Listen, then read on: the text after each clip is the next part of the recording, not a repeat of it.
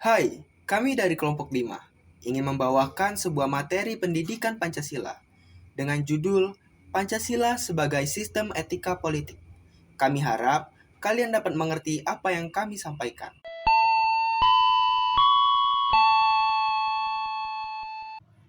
Pancasila sebagai sistem etika politik. Pertama, pengertian etika.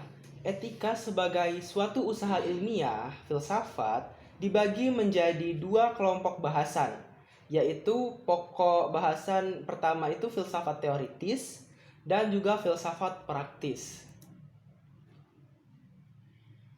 Pertama, filsafat teoritis itu filsafat yang mempertanyakan dan berusaha mencari jawaban tentang segala sesuatu yang ada. Misalnya, hakikat manusia, alam, hakikat keseluruhan tentang pengetahuan, tentang apa yang kita ketahui, tentang yang transenden, dan lain sebagainya. Lalu ada filsafat praktis.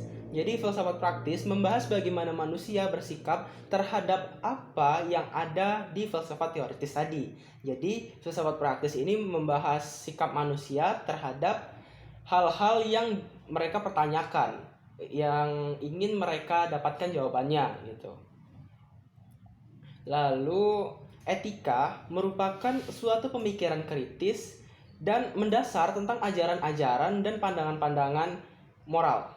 Etika termasuk kelompok filsafat praktis dan dibagi menjadi dua kelompok, yaitu umum dan khusus. Jika menurut Suseno, etika adalah suatu ilmu yang membahas tentang bagaimana dan mengapa kita mengikuti suatu ajaran moral tertentu, atau bagaimana kita harus mengambil sikap yang bertanggung jawab berhadapan dengan berbagai ajaran moral. Masih menurut Suseno, etika umum mempertanyakan tentang prinsip-prinsip yang berlaku bagi setiap tindakan manusia. Sedangkan etika khusus membahas prinsip-prinsip yang dalam hubungannya dengan berbagai aspek kehidupan manusia. Pengertian nilai. Nilai atau value. Jadi nilai yang dimaksud di sini ini sebuah value ya, bukan nilai yang ditulis dapat 100, dapat 50 itu bukan, tapi value. Jadi value ini termasuk ke dalam bidang filsafat yang mempelajari tentang persoalan-persoalan yang ada di cabang filsafat, yaitu filsafat nilai atau aksiologi. Di dalam nilai itu terdapat pertama itu menilai, berarti menimbang atau sesuatu kegiatan manusia untuk menghubungkan sesuatu dengan sesuatu yang lain. Kemudian selanjutnya untuk diambil sebuah keputusan. Jadi menilai ini menghubungkan banyak hal yang mereka pertanyakan, lalu disatukan untuk mendapatkan sebuah keputusan.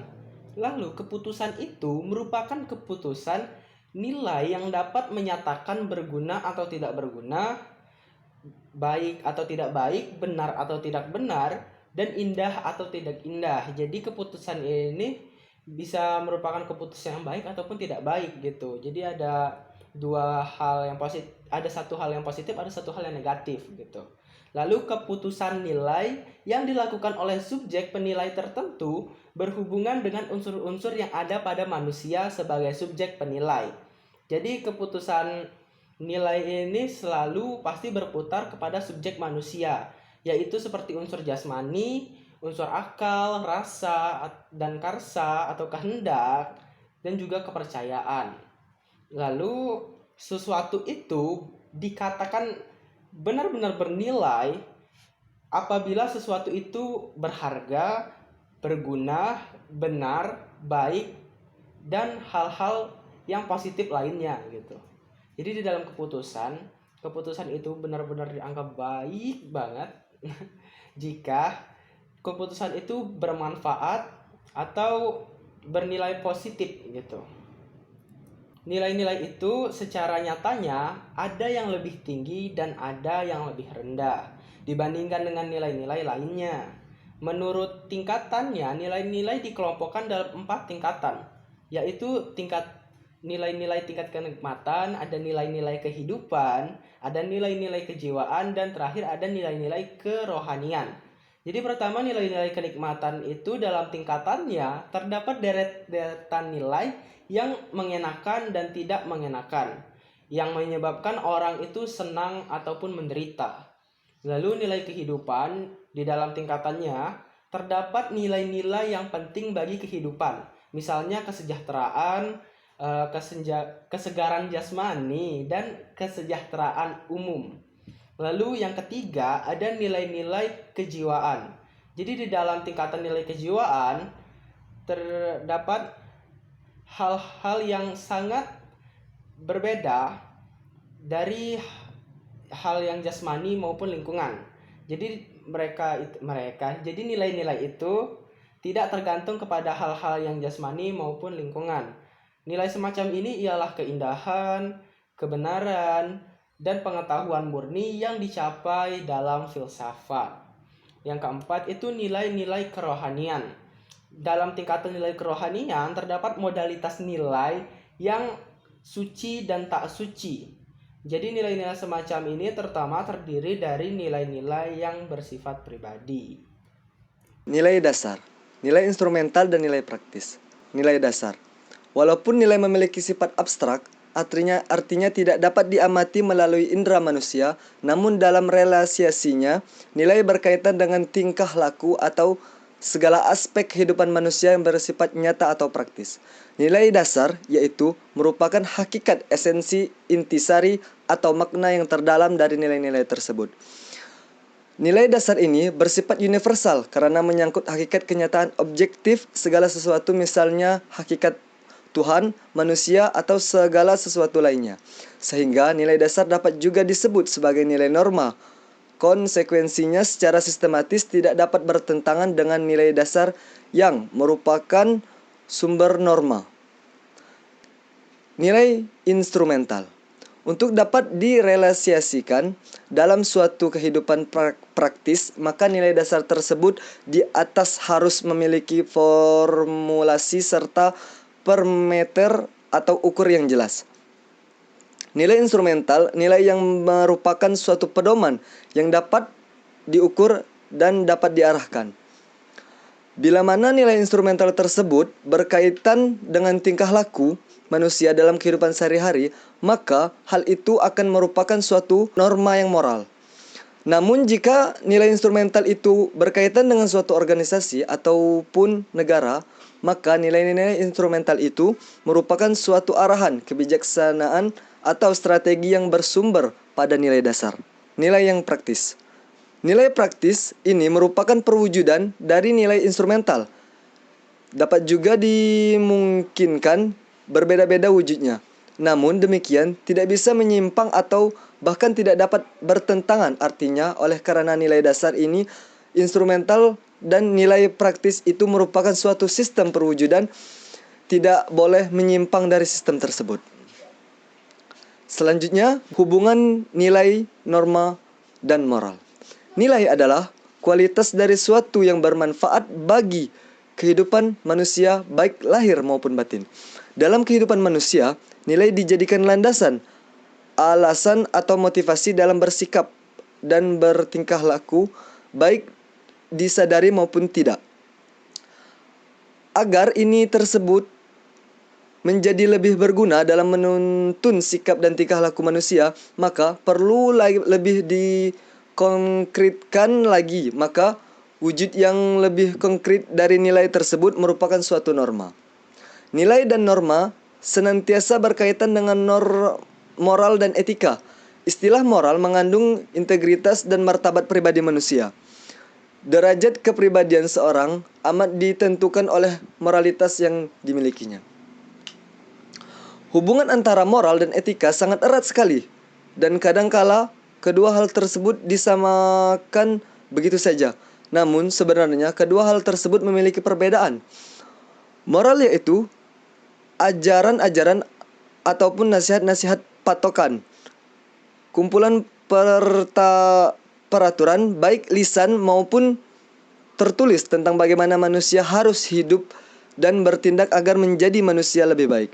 Sedangkan etika pada hakikatnya adalah sebagai ilmu pengetahuan yang membahas tentang prinsip-prinsip moralitas. Etika politik. Etika politik berkaitan erat dengan bidang pembahasan moral. Dasar ini lebih meneguhkan akar etika politik bahwa kebaikan senantiasa didasarkan pada hakikat manusia sebagai makhluk yang beradab dan berbudaya. Pengertian politik. Pengertian politik berasal dari kosakata politics yang memiliki makna bermacam-macam kegiatan dalam suatu sistem politik atau negara yang menyangkut proses penentuan tujuan-tujuan dari sistem itu dan diikuti dengan pelaksanaan tujuannya. Secara operasional, bidang politik menyangkut konsep-konsep pokok yang berkaitan dengan negara atau state, kekuasaan, power, pengembalian putusan, decision making, kebijaksanaan, policy, pembagian, distribution, serta alokasi. Dimensi politis manusia. Manusia sebagai makhluk individu sosial. Paham individualisme yang merupakan cikal bakal paham liberalisme. Memandang manusia sebagai makhluk individu yang bebas. Segala hak dan kewajiban dalam kehidupan bersama senantiasa diukur berdasarkan kepentingan dan tujuan berdasarkan paradigma sifat kodrat manusia sebagai individu. Dasar filosofis sebagai terkandung dalam Pancasila yang nilai terdapat dalam budaya bangsa senantiasa berdasarkan hakikat sifat kodrat manusia adalah bersifat monodualis. Maka sifat serta ciri khas kebangsaan dan kenegaraan Indonesia bukanlah totalitas individual ataupun sosialitis, melainkan monodualitis. Dimensi politis kehidupan manusia. Dalam hubungan dengan sifat kodrat manusia sebagai makhluk individu dan sosial, dimensi politis manusia senantiasa berkaitan dengan kehidupan negara dan hukum, sehingga senantiasa berkaitan dengan kehidupan masyarakat secara keseluruhan. Dimensi politis manusia dapat ditentukan sebagai suatu kesadaran manusia akan dirinya sendiri sebagai anggota masyarakat, sebagai suatu keseluruhan yang menentukan kerangka kehidupan serta tentukan kembali oleh tindakan-tindakannya. Nilai-nilai Pancasila sebagai sumber etika politik. Sila pertama, ketuhanan yang Maha Esa, serta sila kedua, kemanusiaan yang adil dan beradab, adalah merupakan sumber nilai-nilai moral bagi kehidupan bangsa dan kenegaraan. Selain sila 1, sila 2, kemanusiaan adil dan beradab, juga merupakan sumber nilai-nilai moralitas dalam kehidupan negara. Negara pada prinsipnya adalah merupakan persekutuan hidup manusia sebagai makhluk Tuhan yang Maha Esa. Bangsa Indonesia, sebagian dari umat manusia di dunia hidup secara bersama dalam suatu wilayah tertentu, dengan suatu cita-cita serta prinsip-prinsip hidup demi kesejahteraan bersama. Oleh karena itu, manusia adalah merupakan dasar kehidupan serta pelaksanaan dan penyelenggaraan negara. Oleh karena itu, asas-asas kemanusiaan adalah bersifat mutlak dalam kehidupan negara dan hukum. Negara adalah berasal dari rakyat dan segala kebijaksanaan dan kekuasaan yang dilakukan senantiasa untuk rakyat atau sila 4. Oleh karena itu, rakyat adalah merupakan asal mula kekuasaan negara. Oleh karena itu, dalam pelaksanaan dan penyelenggaraan negara, segala kebijaksanaan, kekuasaan, serta kewenangan harus dikembalikan pada rakyat sebagai pendukung pokok negara. Negara Indonesia adalah negara hukum. Oleh karena itu, keadilan dalam kehidupan sosial bersama sebagaimana terkandung dalam sila 5 adalah merupakan tujuan dalam kehidupan negara. Oleh karena itu, dalam pelaksanaan dan penyelenggaraan negara, segala kebijakan, kekuasaan, kewenangan, serta pembagian senantiasa harus berdasarkan atas hukum yang berlaku.